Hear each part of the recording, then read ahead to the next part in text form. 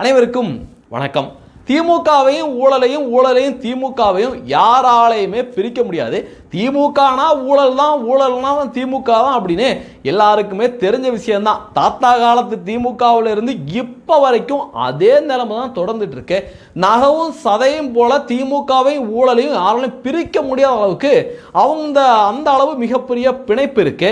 சமீப காலமாக தமிழக மக்களை அதிர்ச்சிக்கு உள்ளாக்கிய மாபெரும் ஊழலை திமுக பண்ணியிருக்கு அப்படின்னு நானோ பிஜேபிக்காரங்களோ இல்லை எதிர்கட்சியோ வேற யாரும் சொல்லலை, ஈடியே சொல்லியிருக்கு. அதுவும் ஈடி பொத்தம்பொதுவா எப்பா திமுக ஊழல் பண்ணியிருக்கு அப்படின்னு சாதாரணமாக சொல்லலை. 232 பக்க டாக்குமெண்டோட ஆதாரத்தோட தமிழக டிஜிபி கிட்ட கொடுத்துருக்காங்க.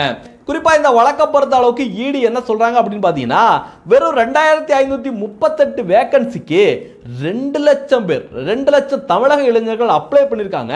அப்படிப்பட்ட 2 லட்சம் பேர்ல இருந்து அவங்கள ஃபில்டர் பண்ணி திறமையான ஆளை வேலைக்கு எடுக்கிறதுக்கு பதிலா திமுக காரவங்க இடையில புகுந்து ஈடியோட தகவல் படி ஈடி 150 பேர்கிட்ட பேரம் நடந்ததாக ஆதாரங்கள் இருக்கு அப்படின்னு ஈடி சொல்லியிருக்காங்களாம். 150 பேர் அப்படின்னு வச்சுக்கிட்டா கூட எவ்வளோ கோடி இந்த கோடியெல்லாம் வச்சுக்கிட்டு இவனுங்க என்ன பண்ண போறாங்கன்னு தெரியல. குறிப்பா அண்ணாமலை அவர்கள் ஒரு தகவலை நேற்று சொல்லியிருந்தார், பிரஸ் மீட்ல ஒரு தகவலை சொல்லியிருந்தாரு. உண்மையிலே மிகப்பெரிய பேரதிர்ச்சி. ஒரு ஆளுக்கு ஒரு ஆள்கிட்ட இருந்து 25 லட்சத்துல இருந்து 35 லட்சம் வரைக்கும் வாங்கியிருக்காங்களாம். 25 லட்சத்திலிருந்து 35 லட்சம் ரூபாய் வரை பணம் வாங்கி வேறு வேறு இடத்துல புரோக்கர் மூலமாக அதை நிறைய அக்கவுண்ட் மூலமாக மணி லாண்டரிங் பண்ணிருக்காங்க.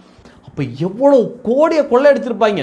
சரி, இப்படி கொள்ளை அடிச்சுக்கிட்டு ஏதாவது மக்களுக்கு பிரோஜனமா அவங்க பண்ணியிருக்காங்கன்னு பார்த்தீங்கன்னா ஒன்றும் கிடையாது, ஒரு மண்ணாகட்டியும் கிடையாது. தமிழக விவசாயிகள் கஷ்டப்பட்டு கொண்டு வர நெல் மூட்டைகள் இன்னும் மழையில நனைஞ்சு முளைச்சு கிடக்கிற காட்சியெல்லாம் பார்க்கல உண்மையில இரத்த கண்ணீரா வருது. அந்த அளவு கொடூரமான காட்சியா இருக்கு.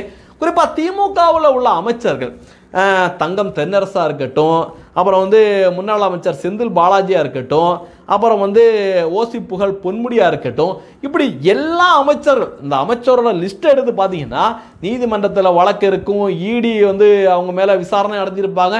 இப்படி ஊழல் கரை படியாத அமைச்சர்களே அமைச்சரவையில் திமுகவோட அமைச்சரவையில் யாருமே கிடையாது.